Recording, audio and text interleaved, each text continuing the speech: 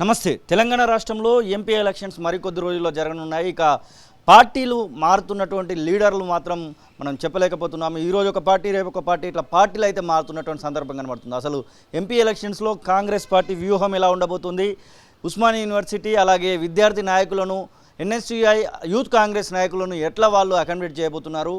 అసలు ఎంపీ ఎలక్షన్స్లో ఎన్ని సీట్లు గెలవాలనుకుంటున్నారు? ఇవన్నీ విషయాలు అడిగి తెలుసుకుందాం. మనతో పాటుగా అమ్ముల మధుకర్ యాదవ్ యూత్ కాంగ్రెస్ నాయకులు ఉన్నారు. సార్ నమస్తే. ఎట్లా అనిపిస్తుంది ఎంపీ ఎలక్షన్స్ ముందట ఈ జంపింగ్ చేయాలని కనబడతా ఉన్నారు? మీ పార్టీలో కూడా కొంతమంది నాయకులు వచ్చి చేరుతున్నారు. దానం నాగేందర్ లాంటి వాళ్ళు వచ్చి సికింద్రాబాద్ ఎంపీకి సంబంధించినటువంటి కంటెస్ట్గా చేయబోతున్నారు. అసలు ఇలాంటి పరిణామాలు ఇప్పుడు ఉన్నటువంటి పరిస్థితులు అవసరం ఉన్నాయా మీకు? ఇప్పుడు ప్రస్తుతంగా చూసుకున్నట్టయితే 17 పార్లమెంటు కాన్స్టిట్యున్సీలలో మనము 17లో అట్లీస్ట్ 14 స్థానాలు మనం కైవసం చేసుకోబోతున్నాము. అక్కడ పార్టీ బయట నుంచి వచ్చినారా, ఇక్కడ నుంచి వచ్చినారా పక్కన పెడితే, ఇప్పుడు పార్టీకి ఏదైతే పార్టీ రాహుల్ గాంధీ గారిని ప్రధానమంత్రి చేయడానికి కోసము మనం ఇక్కడ తీసుకుంటున్న నిర్ణయాలు కావచ్చు, ఇంకేమైనా కావచ్చు, పార్టీ యొక్క అంతర్గత విషయాలని వాళ్ళకి ఎలా ఇదనిపిస్తే వాళ్ళు చేస్తూ ఉంటారు. దానికి తోడుగా వాళ్ళేం దానం నాగేందర్ ఇంతకుముందు కాంగ్రెస్ వ్యక్తే, దానికి తోడుగా ఇప్పుడున్న లీడర్లు ఎవరైతే వస్తున్నారో అందరూ కాంగ్రెస్ కార్యకర్తలే, కాంగ్రెస్ నాయకులే ఇంతకుముందు. దానికన్నా తర్వాత ఎప్పుడైతే కేసీఆర్ తన రాజకీయాలని చాలా వికృతంగా ఎప్పుడైతే ప్రవర్తించినాడో అప్పటి నుండి ఇవన్నీ జరిగినాయి. ఎవరు నేర్పినారో మళ్ళీ దానికే ఇదవుతుంది. కాబట్టి సో దానం నాగేందర్ గారు కానివ్వండి, లేకపోతే ఇప్పుడు నిన్నగాక మొన్న జాయిన్ అయిన సునీత మహేందర్ రెడ్డి గారు కానివ్వండి, ఎవరైనా మా కాంగ్రెస్ పార్టీ కోసం కష్టపడి పనిచేసే కార్యకర్తల్ని కలుపుకొనే వాళ్ళు ముందుకు వస్తారు. కాంగ్రెస్ పార్టీ కార్యకర్తలను కానీ, మా ఎన్ఎస్యుఐ నాయకులను కానీ, మా యూత్ కాంగ్రెస్ నాయకులను కానీ అందరినీ అకామిడేట్ చేసుకుంటేనే ఈ సీట్ల పంపకం జరుగుతుంది.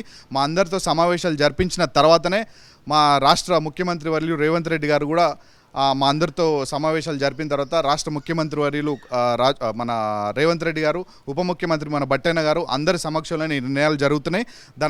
మమ్మల్ని అందరినీ కలుపుకొని ముందుకు పోతున్నారు. కాబట్టి 17కు 14 స్థానాలు తెలంగాణ నుంచి కైవసం చేసుకోబోతున్నాము.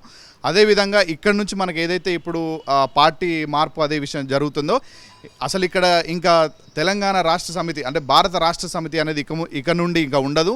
ఇప్పుడు మనం చెప్పుకోవాల్సింది ఒకప్పుడు బీఆర్ఎస్ అనే మీరేమో ఇట్లా చెప్తున్నారు, కానీ కాంగ్రెస్ పార్టీ అధికారంలో ఉండకుండా చేస్తామని మాట కడియం శ్రీగారు లాంటి వాళ్ళు కొంతమంది మాట్లాడుతున్నటువంటి సందర్భాలు మీరు కూడా చూసినట్టున్నారు.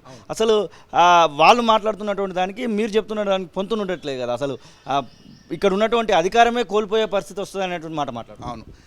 అయితే ఇన్ని రోజులు ఏమనిపించిందంటే కేసీఆర్ అధికారంలో ఉండే ఇట్లా బల్బు మాటలు మాట్లాడుతున్నాను అనుకున్నాం. కానీ కేసీఆర్ అధికారం పోయి 100 రోజులు దాటిపోయినప్పటికీ కూడా అదే బల్బు, అదే అహంకారం, అదే దురతనం కనిపిస్తూ ఉన్నది. దానికి తోడు వాళ్ళ నాయకులు కూడా అట్లే మాట్లాడుతూ ఉన్నారు. గౌరవనీయులు ముఖ్యమంత్రి రేవంత్ రెడ్డి గారు, మా బట్టన్న గారు ఒక్కసారి వాళ్ళని కనుక వీళ్ళ దిక్కు ఇప్పటివరకు చూడలేదు. ఇంకా జస్ట్ వీళ్ళ గురించి ఇలా జరుగుతుందని మేమే ఒక్క గేట్ ఎత్తుతూనే ఇంతమంది నాయకులు వచ్చిరని అనుకుంటే, రానున్న రోజుల్లో ఒకసారి మా నాయకులు, మా గౌరవ ముఖ్యమంత్రి గారు కానీ, మా డిప్యూటీ సీఎం గారు కానీ ఒకసారి వీళ్ళ గురించి ఆలోచించినట్టయితే, కార్యకర్తల నుంచి మొదలు పెట్టుకుంటే కేటీఆర్, హరీష్ రావు, కేసీఆర్, కవిత, సంతోష్ రావు తప్ప ఈ 4-5 కుటుంబ సభ్యులు తప్ప మిగతా ఎవరు కూడా రారు.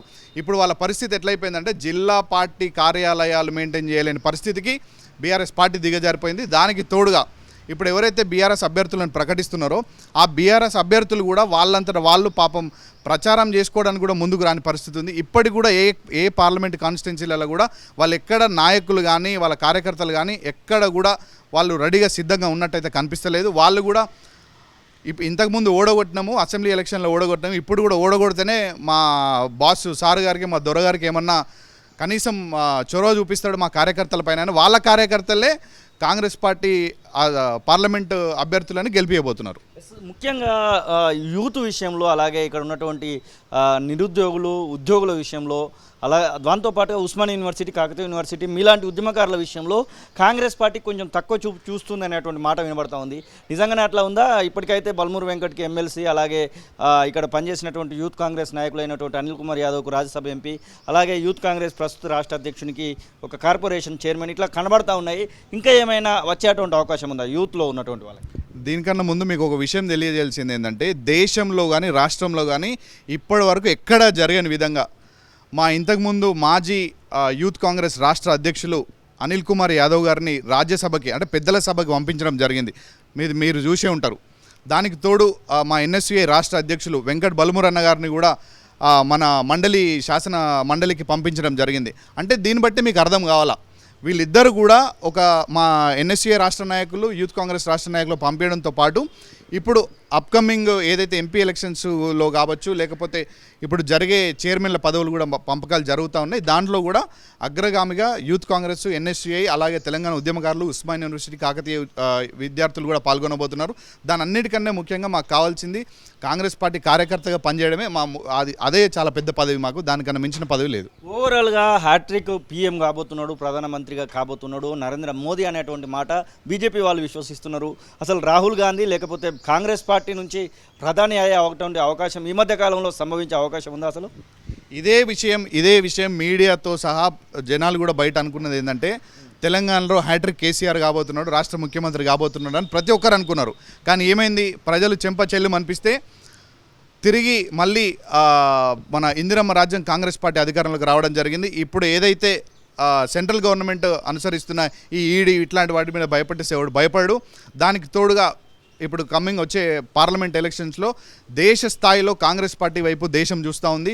దానికి తోడు ఏదైతే ఈ ఈడీలు, ఈ అదానీలు, అంబానీలు వీళ్ళందరినీ ఏదైతే కలుపుకొని మోదీ రాజకీయం చేస్తూ ఉన్నాడు, ప్రజలు కాంగ్రెస్ పార్టీ వైపు ఉన్నారు. రాబందుల రాజ్యం, రాక్షస పాలన పోయి త్వరలో ఇందిరమ్మ రాజ్యం రాబోతున్నది. రాహుల్ గాంధీ గారు ప్రధానమంత్రి కాబోతున్నారు. ఇది మధుకర్ యాదవ్ చెప్తున్నట్టున్నారు. ఖచ్చితంగా తెలంగాణ రాష్ట్రంలో 17కు 14 సీట్లు తెచ్చుకుంటామని, ఢిల్లీలో ఖచ్చితంగా అస్థినాలో కూడా కాంగ్రెస్ పార్టీ జెండా ఎగురుతుందనేటువంటి ఆశాభావాన్ని అయితే వ్యక్తం చేస్తున్నటువంటి పరిస్థితి. కెమెరా పర్సన్ సతీష్తో కలిసి శ్రీనివాస్, తొలి వెలుగు, హైదరాబాద్.